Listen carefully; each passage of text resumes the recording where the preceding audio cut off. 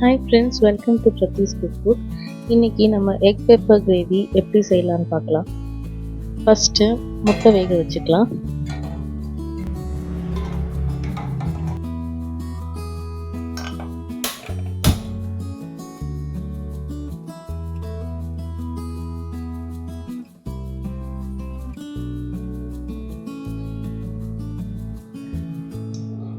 இப்போ எண்ணெய் சூடாயிடுச்சு, கரம் மசாலா போட்டுக்கலாம்.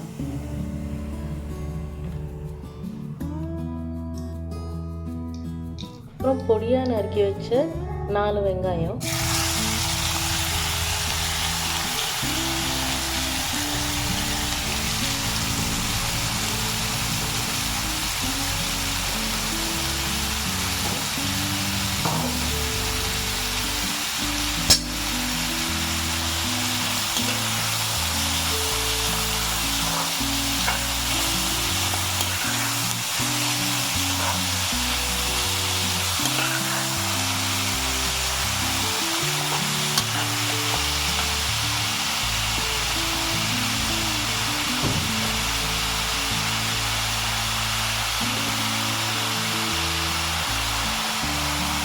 கொஞ்சம் கல்லுப்பு போட்டுக்கலாம்.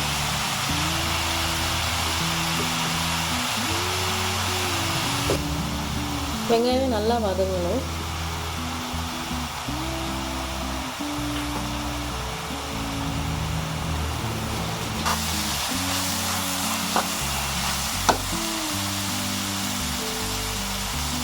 இப்போ பச்சை மிளகாய் போட்டுக்கலாம்.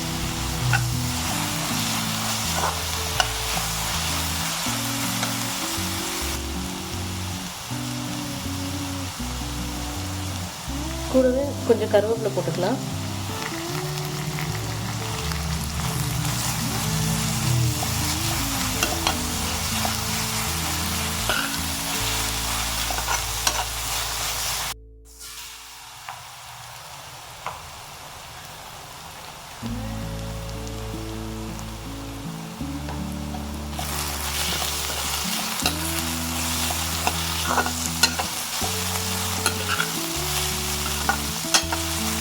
நல்லா கோல்டன் ப்ரௌன் ஆகிற வரைக்கும் நல்லா வதக்கிக்கலாம்.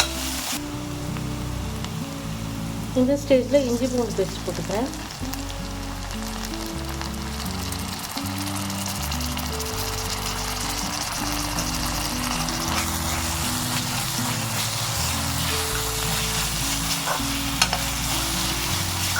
அந்த பச்சை வாசனை ஃபுல்லாக போகணும், அது வரைக்கும் நல்லா வதக்கிக்கலாம்.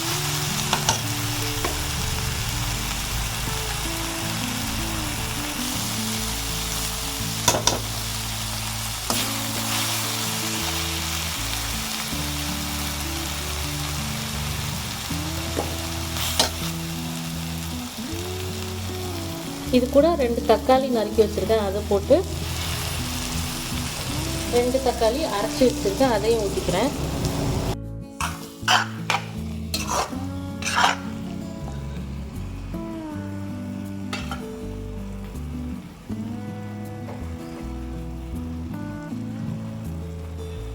இந்த ஸ்டேஜில் மஞ்சள் பொடி போட்டுக்கோங்க.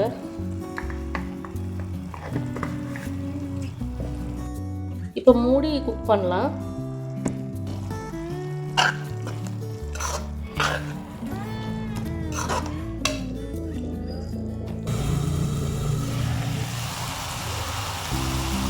இப்போ பாருங்கள், எண்ணெய் நல்லா பிரிஞ்சு வந்திருக்கு.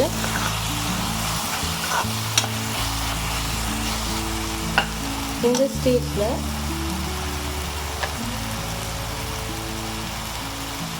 கொஞ்சோண்டு சோம்பு பொடி,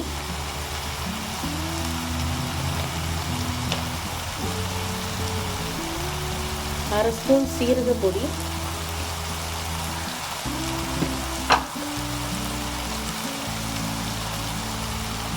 மிளகு நிறைய போடணும். ஒரு 3 ஸ்பூன் மிளகு போட்டுருக்கேன், ஏன்னா இது காரம் வெறும் மிளகு மட்டும்தான்.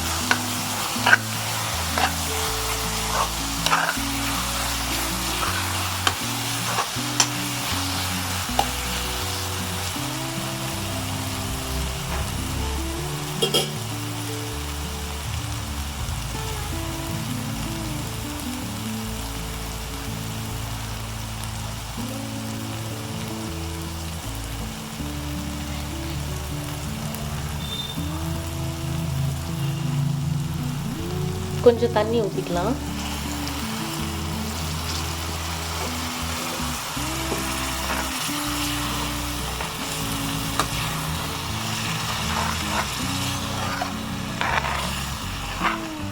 இப்போ கிரேவி திக் ஆகிற வரைக்கும் நம்ம வெயிட் பண்ணணும். திருப்பி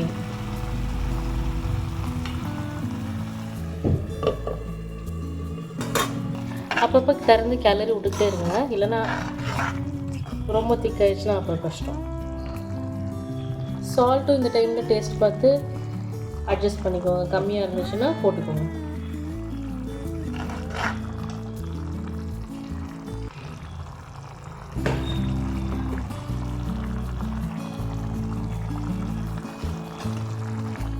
கொஞ்சம் கொத்தமல்லி தூவிக்கலாம். திறந்து பார்க்கலாம்.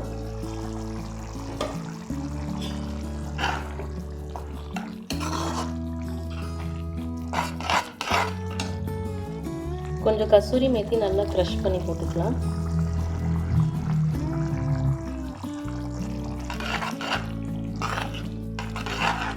உங்களுக்கு ரைஸ் கூட சாப்பிடணுன்னா இதோடையே ஆஃப் பண்ணிக்கோங்க. இது சப்பாத்தி இல்லை தோசை கூடலாம் சாப்பிடணுன்னா இன்னும் கொஞ்சம் திக் கிரேவி வேணும்னா வெயிட் பண்ணி கிரேவி திக்கான உடனே ஆஃப் பண்ணிக்கோங்க.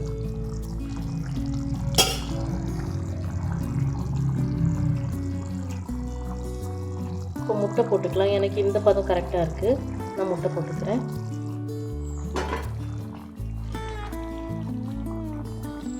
ஒரு 2 மினிட்ஸ் நல்லா வேக விட்டு ஆஃப் பண்ணிடலாம். 2 மினிட்ஸ் ஆயிடுச்சு. கொத்தமல்லி தழை தூவி இறக்கிடலாம். உங்களுக்கு இந்த வீடியோ பிடிச்சிருந்தா லைக் பண்ணுங்கள், ஷேர் பண்ணுங்கள், சப்ஸ்கிரைப் பண்ணுங்கள். உங்களுக்கு இதே மாதிரி வேறு ஏதாவது ரெசிபி வேணும்னா கமெண்ட்டில் சொல்லுங்கள், நான் கண்டிப்பாக வீடியோவில் போடுறேன். தேங்க்ஸ் ஃப்ரெண்ட்ஸ், பாய்.